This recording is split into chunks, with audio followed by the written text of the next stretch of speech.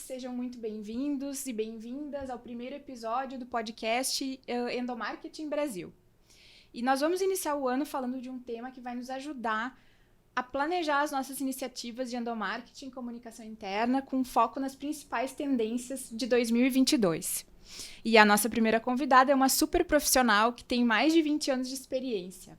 Ela é diretora regional da ABERJ, que é a Associação Brasileira de Comunicação Empresarial aqui no Rio Grande do Sul, e também é professora da pós-graduação em Comunicação Empresarial da ESPM e ainda coordena a comunicação corporativa da Rede Marista. Daniela Cidade, seja muito bem-vinda. Olá, Cris. Obrigada aí aos ouvintes do Endomarketing Brasil. Obrigada, Pix Media, pelo convite. É um prazer estar aqui com vocês. Muito obrigada pela presença, Dani.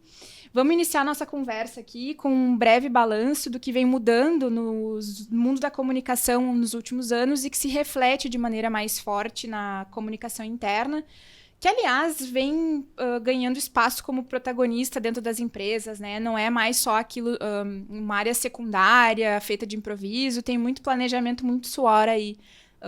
Dani, como é que tu vê essa questão? Com certeza, é uma área que vem crescendo muito. E o que vem mudando na comunicação de forma geral é o poder de fala e reverberação, né? Que vem trocando aí de mãos. Eu acho que há uns tempos atrás, quando eu iniciei a minha carreira, por exemplo, as organizações elas tinham o poder de fala, elas estabeleciam aquilo que elas queriam dizer e elas falavam no ritmo, do jeito, da forma como elas queriam dizer. E quem recebia a informação dentro da organização recebia aquilo passivelmente. E o máximo que reverberava era na Rádio Corredor, né? E o nosso sofrimento, assim, de quem trabalhava com comunicação, quem trabalha com comunicação interna naquela época, era cuidar da Rádio Corredor. Hoje a gente ainda cuida do que está sendo falado na Rádio Corredor, mas a gente tem outras perspectivas de dar voz a essas pessoas. Então, o que muda hoje, acho que o que vem mudando de forma geral no mundo da comunicação e dentro da organização não era diferente, é o domínio da comunicação, né? Que hoje é permitida a qualquer pessoa aí com o avanço da tecnologia, com as redes sociais, né? Então, os detentores das mídias e da fala, que eram as organizações e que eram as organizações de mídia, hoje eles não têm mais esse poder exclusivo da fala. A fala está com qualquer pessoa, né? O bastão da fala está com qualquer pessoa aí que se conecta, né? E que pode expressar a sua opinião, expressar aquilo que pensa, questionar, né, aquilo que está acontecendo.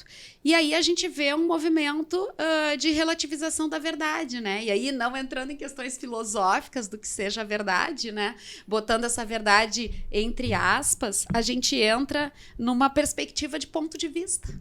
Então, a verdade passa a ser o ponto de vista da Dani, o ponto de vista da Cris, e todos os pontos de vista têm o seu espaço, né? E a gente entra, então, nessa nova era de opiniões e de verdades.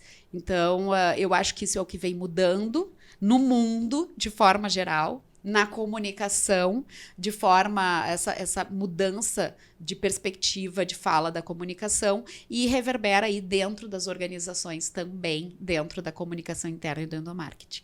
E como é que fica o papel dos profissionais e da área de comunicação interna, né, dentro desse contexto? O que se renova, o que são os desafios, já que a fala está com todo mundo agora, né? É um desafio bastante grande e que exige do profissional de comunicação um pouco de abrir mão do seu fazer. E isso é positivo porque a gente vê, assim, durante muitos anos o profissional de comunicação ele reclama de ser muito operacional, né? Eu preciso ali repetir, fazer aquilo, né? Produzir.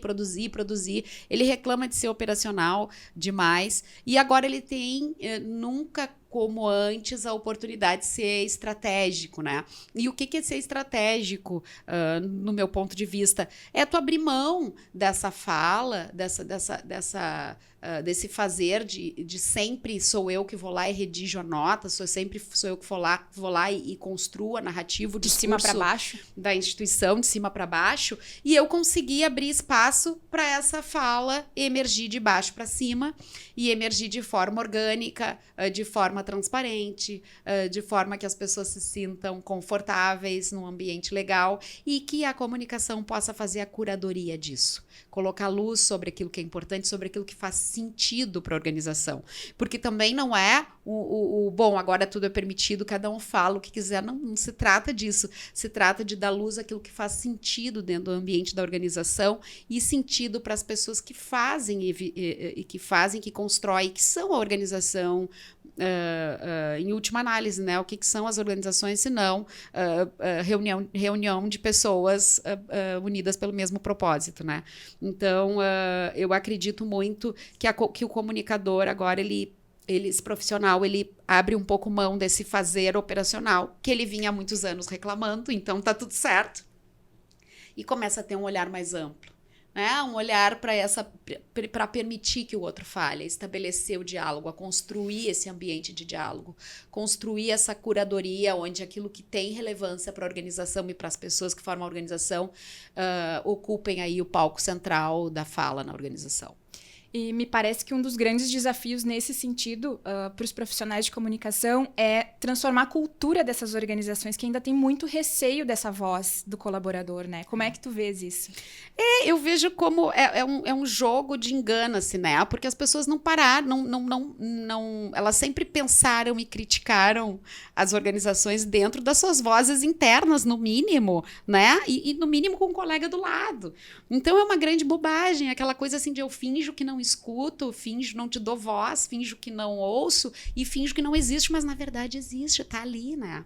E o que acontece hoje, eu acho que essa pandemia veio também aflorar isso, é uma grande tendência das pessoas a quererem equilibrar melhor a sua vida profissional com a vida pessoal. Então as pessoas, elas vão trazer questões para dentro da organização e elas vão refletir, sabe? Então assim, se anos atrás aquela coisa que eu não gostava dentro da organização me fazia parar para pensar assim, bom, mas isso é só meu emprego, é só meu sustento, e quando acabar o expediente eu vou para casa e vou ser eu mesma e vou viver. Isso está se quebrando um pouco, né? Seja por questões geracionais, seja por questões aí desse movimento pandêmico onde o trabalho invade a casa das pessoas e as pessoas aí misturam tudo. E aí eu acho que as pessoas começam a se dar conta assim, né? Só um pouquinho, eu tô perdendo 8 horas do meu dia num mecanismo, às vezes, onde eu não posso ser quem eu sou, onde eu construo um posicionamento passivo de escutar o que está sendo dito e de não questionar e de não colocar também a minha opinião. E aí vem todo esse movimento, né? Se eu, na vida privada, tenho lá meu Instagram, tenho lá minhas redes, reverbero, comunico, compartilho, questiono, opino, né, na postagem dos outros, por que dentro da organização eu ia me calar, né? Ou eu ia só falar aqui com o meu círculo fechado de colegas? Eu quero ter voz para isso. E isso sempre aconteceu, né? Claro, eu acho que o papel aí da organização e do profissional de comunicação é criar um ambiente transparente e um ambiente de respeito, né? Não é aquele ambiente onde as pessoas falam aquilo que bate na veneta, mas aquilo que faz sentido, né? Mas elas realmente hoje buscam espaços onde elas possam trazer questões que são delas, que são humanas e que nunca estiveram de fora da organização, né? E me parece, Dani, um caminho sem volta para as empresas ter que ouvir os seus colaboradores, porque senão ele vai acabar indo para outro lugar que vai ouvi-lo. Né? Certamente. Ele precisa entender, a organização precisa entender os pontos críticos, os pontos de dor, né? Hoje em dia se fala muito na experiência do colaborador, né? No ciclo de vida do colaborador. Então, o papel da comunicação em criar, fomentar, fazer a curadoria desses canais de escuta, me parece assim que é estratégico, vai trazer resultados para o negócio, né? Tem a ver com sustentabilidade também do próprio negócio. É extremamente estratégico, né? É preciso aí. E eu acho que tem uma outra tendência, e que isso pode vir a ser a tendência aí para os próximos tempos é que as pessoas elas estão começando a criar a sua curadoria interna também, daquele conteúdo que eu quero, o que vai me acionar, o que não vai me acionar. Claro, né? A gente não está falando da totalidade das pessoas, né? Eu estou falando aqui de um tipo de colaborador, especificamente aquele que trabalha na frente do computador, né? A gente não pode esquecer aí que existem, né? Tem trabalhadores de todos os tipos, de todos os níveis, de todos os fazeres, né? Então aqui a gente está falando mais do trabalhador da era do conhecimento, daquele que trabalha diante do computador aí e fica interagindo no universo digital. Essa tendência eu vejo assim que as pessoas vão começar a cada vez mais criarem os seus mecanismos de curadoria, sabe? Tipo assim, que informação eu quero receber de verdade, sabe? Uhum. E elas já ignoram aquilo e elas fazem isso de uma forma mais intuitiva. E eu acho que a tendência agora é as pessoas começarem a fazer isso de uma forma mais reflexiva. E eu acho que essa é uma tendência também para a comunicação interna, da gente conseguir, nesse processo de curadoria, ajudar as pessoas a entender assim, onde que tu quer estar nesse grande universo comunicacional e de muitas falas e muitas vozes e muitos estímulos, né? O que tu realmente quer receber de informação, sabe? Porque as pessoas hoje elas estão mergulhadas, né, nessas muitas verdades, nesse cenário aí de falas e de um universo de estímulos gigantesco de informação e de conhecimento. A infoxicação, né? Um conceito. Exatamente. E eu acho que vai se sair melhor no mundo do trabalho quem conseguir sair desse tumulto de informação e conseguir fazer o seu autogerenciamento de qual é a informação mesmo que me importa e que eu quero, né? E que ajude ele a sair também daquele estado de presenteísmo, né? Onde as pessoas estão ali, mas não conseguem estar de verdade. Não conseguem ter foco, não conseguem ter concentração, não conseguem ter o máximo da sua produtividade, porque estão recebendo estímulos o tempo inteiro, né? Então, eu acho que a comunicação interna ela pode ajudar as pessoas e ela pode ajudar a organização a pensar nisso como um todo. Então, talvez um caminho seja falar menos e falar bem, né? Falar o que é importante, falar o que é preciso e dar tempo de reverberar, porque às vezes a gente propõe novos temas, as coisas são muito dinâmicas, está sempre acontecendo alguma coisa nas organizações e a gente está ali mandando informação, girando a informação e não dá tempo, às vezes, das pessoas absorverem, das pessoas se informarem. Né? Trabalhando com a expectativa das áreas internas e dos projetos, que todo mundo enxerga o seu como prioritário e não adianta, tem um limite de absorção da informação, né? Tem um limite de absorção da informação e a gente tem que entender também o que a gente quer dessa informação, sabe? Eu preciso que ele só saiba, eu preciso que ele viva aquele conteúdo, eu preciso que ele pratique aquilo, eu preciso que ele incorpore aquilo. Qual é a estratégia daquele conteúdo, né? Senão eu fico ali produzindo conteúdo, né? E aí as narrativas, elas acabam se confundindo, se perdendo, ninguém sabe mais o que é importante e o que não é importante. E dá tempo das pessoas reverberarem isso, eu acho que é muito importante. Então, eu entendo que a tendência é a gente começar a olhar para isso de uma forma mais acurada e usando mecanismos que a gente já usa para a comunicação interna, né? Que é colocar métricas, que é colocar metas onde a gente vai atingir se aquele conteúdo realmente fez diferença, não fez diferença. Mas aí, no mínimo, a gente precisa fazer isso com um timing, que hoje está um timing muito, muito enlouquecido, que não dá tempo das pessoas absorverem e a gente também, às vezes, não consegue aplicar conhecimento que a gente já detém Sim. na área de comunicação interna para ver se e de endomarketing para ver se o conteúdo ele foi absorvido, praticado, reverberado, né? Construído em cima, porque a gente lança um conteúdo ali, seja o que for interno, né? Um novo programa, um novo produto, uma campanha. Uma campanha ela não se faz do planejamento e do lançamento, ela se faz da vivência daquilo, né? Ela tem que ter um objetivo que faça as pessoas pulsarem com aquilo. Se aquilo não faz pulsar, talvez não faça diferença. E talvez a gente deva pensar, precisa dessa campanha mesmo? A gente não está dizendo óbvio. E não é com o número de cliques na matéria que a gente vai fazer a mensuração disso, né? Eu acho que isso renderia uma conversa total à parte, que é a questão de como mensurar de uma maneira realmente estratégica, né? E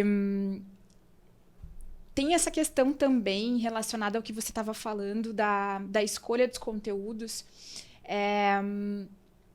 Eu, como profissional de comunicação que já fui dentro de uma empresa, uma frustração muito grande que eu tinha era que a gente fazia, às vezes se dedicava a uma campanha, se dedicava a uma matéria, um texto, um vídeo, e o número de cliques daquilo era muito pequeno. E a gente mediu o sucesso ou não do nosso trabalho por isso, né? Uhum. Fala um pouquinho para nós, assim, como que tu vês que a gente tem oportunidades, por exemplo, de medir o sucesso de uma campanha. Uhum. Eu penso que a campanha, primeiro é pensar o que a gente está, para que a gente está fazendo aquilo, qual é o objetivo macro daquilo dentro da organização, que sentido aquilo tem para a organização. Porque, assim, a gente está na era do sentido, não é de hoje, a gente precisa fazer sentido. Se não fizer sentido, não existe. As pessoas, de forma geral, elas estão num estado de estagnação aguda. Tem até uma expressão em inglês para isso, né, que é o languishing, né, que é aquela...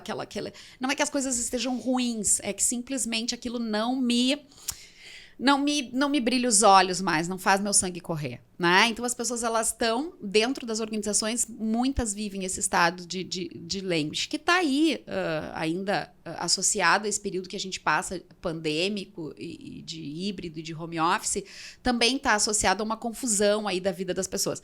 E aí a gente entra numa era de precisa fazer sentido para tirar as pessoas desse estado, né? Então, eu acho que para a gente fazer uma campanha hoje e ter certeza do que a gente... de como medir aquilo, de como ver a efetividade daquilo, ela precisa ser muito pensado antes. Que sentido aquilo, que mudança eu quero que isso que eu estou lançando traga para o dia a dia, para a rotina dessa organização. Né? Que eu quero que as pessoas vivenciem a partir disso, que experiência eu estou trazendo. Né? E eu acho que quando a gente consegue chegar nessas respostas, essas respostas elas trazem junto metas, métricas, sabe? Elas automaticamente, né? Uma campanha, quando ela faz sentido, ela se constrói quase sozinha. O profissional, ele precisa só ter um olhar atento para aquilo que está posto, porque as respostas, elas vêm, sabe? E o brilho no olho das pessoas vem, sabe? O entusiasmo das pessoas vem. Eu hoje penso que é muito difícil tu fazer esse processo sem testar isso com as pessoas e sem ouvir as pessoas antes, sabe? Eu entendo muito que tem que ser uma construção de antes, durante e depois, a escuta, o caminho de mão dupla, né? Essa questão de as pessoas agora elas têm o objeto da fala, então a gente tem que abrir espaço e elas têm que praticarem isso. Inclusive quando a gente pensa numa campanha organizada, né? Porque a gente pensa muito na campanha como um produto da comunicação, mas a gente tem que abrir mão disso para deixar as pessoas interagirem com aquilo, né? Então, pensar uma campanha desde o início, o propósito dela já é construído junto com as pessoas, né? A tal da coparticipação tão falada, ela precisa ser efetiva e a gente ainda tem dificuldades, né? Na teoria, a gente fala processos legais, horizontalizados, com coparticipação, mas na prática, a gente ainda senta entre comunicadores, né? E constrói planejamentos e depois testa ainda muito timidamente, né? Com a organização toda. Então, eu acho que quando a gente faz esse processo pensando desde o início, as métricas, o sucesso da campanha, ele quase que vem sozinho, sabe? Que bacana. E mudando um pouquinho o foco da nossa conversa aqui, duas agendas que vêm ganhando cada vez mais força nas empresas é a questão da diversidade e da inclusão e também a agenda ESG, né? Que é a sigla em inglês para governança ambiental, social e corporativa.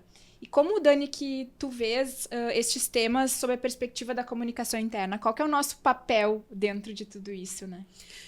Eu entendo que, para além de termos da moda, os profissionais de comunicação, eles têm que fazer uma reflexão, assim, de o quanto esses assuntos, eles têm um approach verdadeiro dentro das organizações. Porque eu vejo muitos os profissionais da comunicação tentando criar narrativas que não reverberam de fato o que a organização está pensando, sabe? Eu entendo que não pode ser um projeto da comunicação, tem que ser um desejo da organização, né? E talvez o comunicador dentro da organização, ele possa ser um provocador junto com as áreas de RH, porque eu acho que é muito importante a área de RH tá atenta a isso e trazer isso para dentro dos líderes, né? Trazer isso, apresentar isso para os líderes. que vão tomar efetivamente uma decisão, porque precisa ter uma decisão de liderança. Diversidade e inclusão é uma temática que está perpassando a sociedade, não é uma temática só das organizações, mas as organizações elas têm um papel muito importante aí, que inclusive está relacionado à igualdade social, né, que eu acho que é uma coisa que a gente precisa buscar no nosso país, né, para que a gente tenha no futuro um país um pouquinho mais justo. Então eu acho que precisa ter verdade nisso, né? Não dá para construir a narrativa antes de entender o que está acontecendo dentro da organização. E talvez naquelas organizações onde isso ainda não é construído, onde essa compreensão de que a diversidade e a inclusão transforma a organização num espaço mais criativo, num espaço mais inovador, num espaço mais construído com mais chance de sucesso, com mais chance de atender aí as expectativas da sociedade, não adianta a gente criar uma narrativa inclusiva, sabe? Precisa ter projeto. E o ESG é a mesma coisa, ESG... eu entendo que eu escuto muitas pessoas falando, né, de uma sigla da moda e a gente precisa lutar para que ela não se transforme, não seja só a sigla da moda, né? Então precisa ter essa verdade dentro da organização, precisa ter uma compreensão, e a tendência aí dos gestores, dos líderes, dos CEOs, dos fundadores das organizações é entender isso, mais do mesmo, lá vem uma sigla nova, né?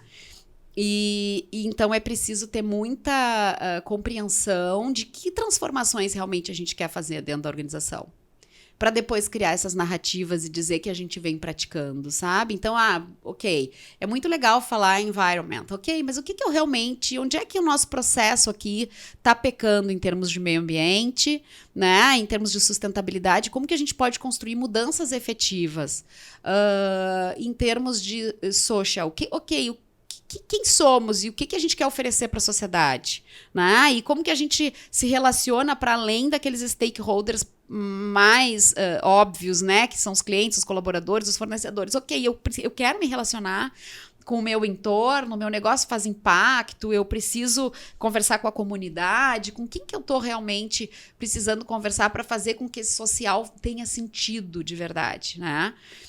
E aí a questão da governança, que governança é que dá sustentabilidade para tudo isso, e se essa governança, se os meus principais líderes, eles estão a fim de fazer mudanças de estrutura, de governança, que vão trazer mais transparência, que vão trazer uma horizontalidade, porque isso está muito conectado à horizontalidade das organizações, né? Que é as pessoas todas terem um pouco mais de autonomia. E aí se perguntar, assim, eu acho que a comunicação interno, o endomarketing tem que pensar muito nisso, sabe? Eu trabalho numa organização onde a estrutura é hierárquica, ok, e eu quero que as pessoas sejam mais transformadoras, mais criativas, mais participativas, que tenham essa visão mais engajadas, ok, mas eu tenho uma gestão e um time de liderança que está a fim de abrir mão do seu poder para deixar que esse poder se torne mais horizontal e para que as pessoas possam exercer essas coisas lindas de coparticipação, criatividade e tudo mais, porque senão vira uma coisa incompatível, né? Eu não posso ter engajamento se eu não tiver liberdade, né? Ou então, daí não é engajamento, é amarração, né? É na marra. E eu acho que o grande desafio da comunicação é dar sustentabilidade para esse engajamento. Mas que engajamento é esse? Ele tem que ser verdadeiro, né? O nosso papel, ele não é dourar a pílula, e sim potencializar o propósito e potencializar as mensagens que realmente estão fazendo sentido, né? Até porque, fiquei pensando, tem uma questão relacionada à reputação da empresa, né? É uma questão de teto de vidro, a gente tem que cuidar muito o que a gente está dizendo para o nosso público interno, para o nosso público externo, porque hoje em dia, com as redes sociais, qualquer incompatibilidade entre discurso e prática vai ser rapidamente descoberta, digamos assim, né? Um tema bastante interessante também para a gente aprofundar. Sim, a ESG e esses movimentos todos, esses termos que entram na moda, mas que na verdade são assuntos muito sérios e que a gente tem que ter muito comprometimento a olhar, eles tendem a escancararem aí o gap que existe entre aquilo que a organização fala e aquilo que a organização é de verdade, né? E se ela está falando que ela não é de verdade, mais cedo ou mais tarde, isso vem à tona de alguma forma. Na verdade, assim, Quando chega na rede social, já está mais do que escancarado, porque quem vive dentro da organização, quem vive a organização, quem sabe o que acontece, o colaborador ele sabe que aquilo é verdade ou não é verdade. É verdade. Né? Então, é uma questão de tempo, né? Para ser desmascarado, se não for verdade mesmo. E uma questão até, eu diria, de coerência profissional também, porque muitas vezes quando um colaborador da área de comunicação ou do RH ele tem que fazer uma divulgação de algo que ele sente que não é bem aquilo, que ele sabe como é, na verdade, isso dói também pessoalmente, né? E aí falando de um dilema bem interno nosso da área. Então, entendo que temos o papel de provocar essa organização a ser...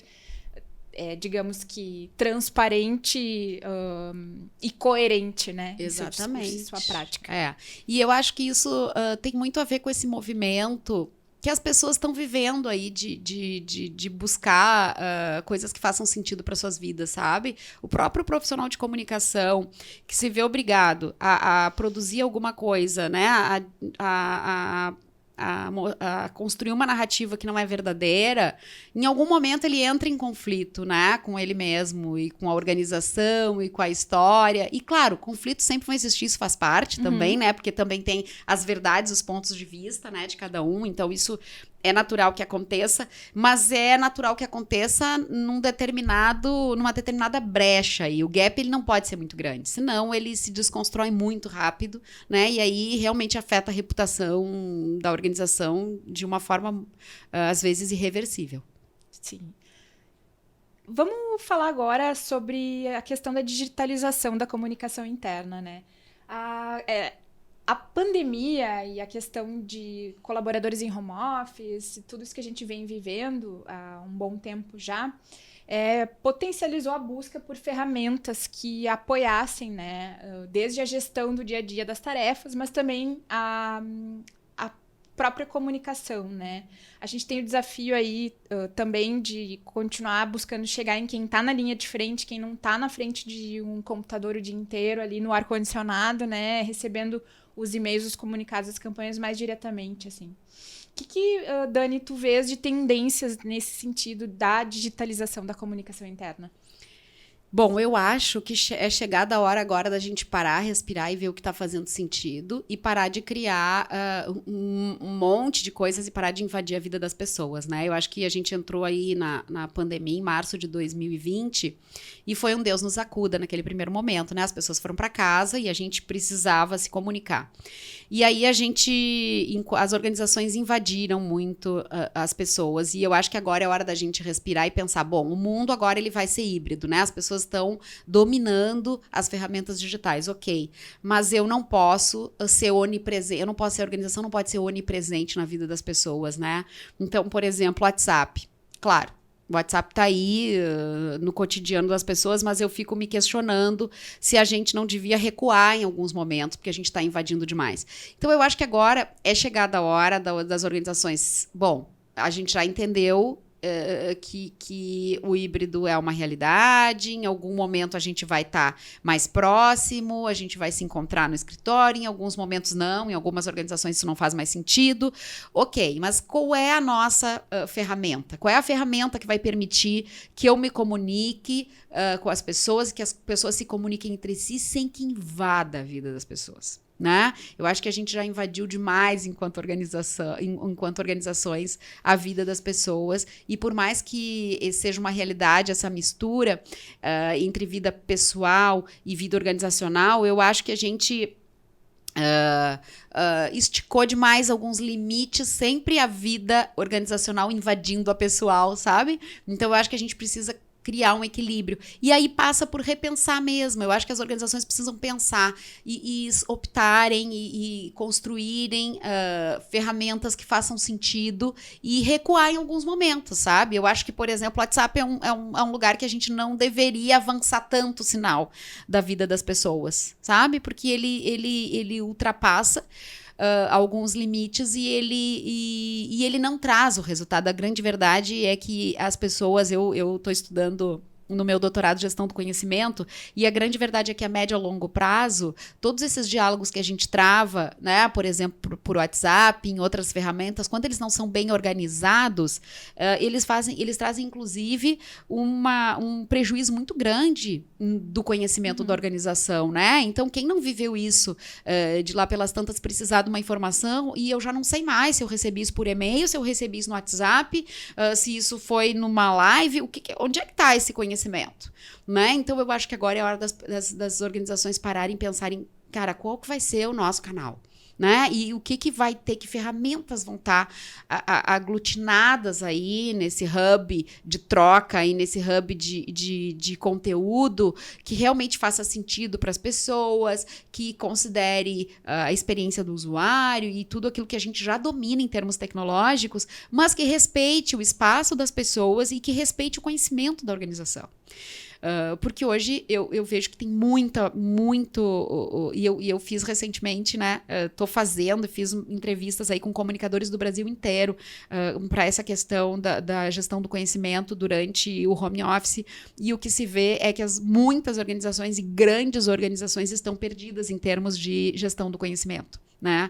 Então eu acho que sim, a comunicação, os gestores aí, os comunicadores, a comunicação interna, os RHs, a gente precisa parar, pensar e entender onde é que está o conhecimento, onde é que está a troca e como que a gente vai organizar isso, né? A ponto de não trazer dano para uma organização e a ponto de não invadir a vida das pessoas, né? Então, acho que a tendência aí é a gente usar com mais parcimônia alguns locais, né? Como, por exemplo, o WhatsApp, que eu acho que a gente invadiu demais.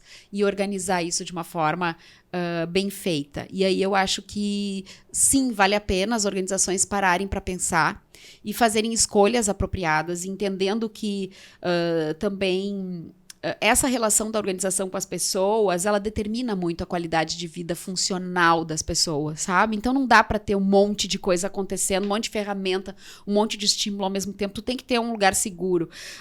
E aí eu trago muito... Recentemente eu tive num evento e escutei uma psicoterapeuta chamada Esther Perel, e ela falava muito desse momento onde que a gente vive assim com muita incerteza, o quanto os rituais são importantes para nos manter assim dentro de limites, dentro de rotinas, sabe? Então eu acho que isso também passa pela comunicação interna, sabe? Das organizações talvez voltarem lá. E eu acho que já teve esse movimento, né? Da gente ter canais apropriados de comunicação interna, depois aquilo parece que parou de fazer sentido, porque as pessoas começaram a falar de todos os jeitos, e agora eu acho que a gente volta, então, só um pouquinho. Qual é o canal mesmo? Qual é o jeito da gente guardar, da gente trocar, e que não invada muito a vida das pessoas e que faça sentido, né? Eu acho que resgatar aí um pouquinho de ritual, rotina e limites é muito importante nesse momento para a comunicação interna e para as organizações. Pegando o teu gancho, né, Dani, tu mencionaste a qualidade de vida do colaborador, né, esse excesso de invasão que a gente está fazendo na vida pessoal, que as companhias estão fazendo. A gente entrou aí em 2022 com o burnout se tornando uma doença, né? E a tendência nos últimos tempos foi, e a gente segue com essa tendência, de colocar a responsabilidade muito na pessoa, né? É chegado o momento de as empresas se conscientizarem de que esse é um problema maior, de que elas têm um papel muito importante nisso? Sim, e legalmente agora, né? Acho que a Justiça do Trabalho já foi definida aí há poucas semanas atrás que o burnout passa a ser responsabilidade da organização, né? Então as organizações elas têm que estar muito atentas para isso. Eu tenho um dado aqui, uma associação brasileira, que diz que 72% dos brasileiros já viveram algum tipo de burnout, mais profundo ou menos profundo. E isso dá um dado alarmante, alarmante, né? Alarmante. É o principal motivo de doença dentro das organizações hoje é o burnout, né? Eu tenho um estudioso aqui do Rio Grande do Sul, até o Fernando Lemos, que estuda muito essa questão das relações de trabalho, que ele está sempre nos lembrando disso, né? As pessoas estão adoecendo dentro das organizações e a gente finge que não está vendo. E essa realidade já estava posta antes da pandemia, né? Com a pandemia, ela se torna ainda mais evidente, né? O próprio Ministério da Saúde, ele nos diz que a quarta onda da pandemia é o burnout. né? Então, a gente tem ali a questão da doença, do Covid, das sequelas, e tem o burnout aí como um reflexo também disso. Mas era uma situação que já estava posta, né? Tem um livro do Jeff Pfeiffer que ele fala que se chama Morrendo por um Trabalho, né? E que ele traz essas questões, assim, do quanto a gente espichou aí os limites e trouxe doença mesmo, né, para a vida das pessoas, e o quanto as pessoas, no processo de sobrevivência, porque o trabalho também ele é visto como um meio de sobrevivência, ele também paga as suas coisas, quer dizer, as pessoas têm boletos para pagar, né? Então elas acabam se sujeitando, às vezes, a circunstâncias que realmente trazem o adoecimento. Principalmente num nível de desemprego que a gente acabou atingindo, né, com a pandemia e todas as preocupações, né, mercados que se extinguiram por um tempo, enfim. Exatamente, né? Então, qual é o papel das organizações? E eu acho que ajudar também as lideranças a enxergarem isso, né? Como que a gente mantém as pessoas dentro dos seus empregos e com um nível de saudável mental, né? Eu acho que aí passa muito pela horizontalidade das relações, sabe? Eu acho que, de novo, né, a qualidade do relacionamento é que determina a qualidade de vida. Então, que relacionamento a organização precisa ter com os colaboradores, que relacionamento os líderes precisam ter com essas equipes. Isso passa por confiança, né? Acho que a confiança e a gente impedir que as lideranças, principalmente para quem trabalha na era com o trabalho como conhecimento, a gente compreender que não dá mais para fazer microgerenciamento das atividades das pessoas. A gente tem que confiar. Então, tu tem que olhar para as entregas e deixar que as pessoas façam a gestão do seu tempo, a gestão das suas atividades. O líder tem que estar ali para apoiar, ajudar, mas precisa ter espaço também para que as pessoas acolham as suas questões humanas, quer dizer, que elas possam cuidar das suas famílias, que elas possam cuidar de si mesmas, que elas possam ter liberdade, independência para fazer a gestão das suas vidas, sabe? A gente criou, a gente precisa desmanchar isso que foi criado séculos atrás, de que tu entra ali no ambiente do trabalho e tu é um robô fazendo aquilo que alguém te manda, sabe? E as empresas, elas são CNPJs, mas na verdade são pessoas, São né? pessoas cuidando de pessoas, né? Então o papel das lideranças, ele é muito grande, no sentido de deixa eu proporcionar que essa pessoa tenha vida, sabe? E que o trabalho dela seja o Alexandre Pelais, que é um estudioso do trabalho, ele fala muito isso, né? A criança, o ser humano, ele nasce, o trabalho é muito mais do que o emprego, o trabalho é uma construção humana, quer dizer, ele brinca assim que quando a criança, o bebê tá ali juntando os seus bloquinhos de brinquedo, ele tá trabalhando, ele tá construindo alguma coisa. Eu agora, no final de ano que tava na praia, vendo meu filho brincando na areia, né? Ele e o primo construindo assim longos canais e paredes e castelos, né? As cidades ali na areia. Eu comentei isso até com os meus familiares. Isso é trabalho, é o fazer, é o construir. Isso é humano. Só que para a gente tirar o maior potencial disso, as pessoas precisam poder exercer liberdade, né? Precisam poder enxergar o valor naquilo. E aí não dá para fazer isso, é incompatível fazer isso com microgerenciamento do tempo. Eu querer saber quanto tempo, o que a pessoa está fazendo naquele horário, ainda mais num sistema híbrido, num sistema de home office, num sistema eu preciso parar, né? Então, se tem alguma coisa que as lideranças podem fazer para evitarem o burnout ou minimizarem esse impacto, deixem as pessoas em paz. Deixe as pessoas trabalharem seus conhecimentos, fazerem microgerenciamento das suas vidas, dos seus tempos. Foca na entrega. Foca no prazer. Menos reunião, né, Dani? Menos reunião. Foca no prazer da construção, sabe? Foca no prazer que as pessoas têm de fazer aquilo, entregar aquilo. Valoriza o que está entregue, o que está bem feito, né? Engaja a pessoa pela construção que ela fez e estimula ela a continuar criando daquela forma e não amarrada ao processo, ao tempo, à carga horária, sabe?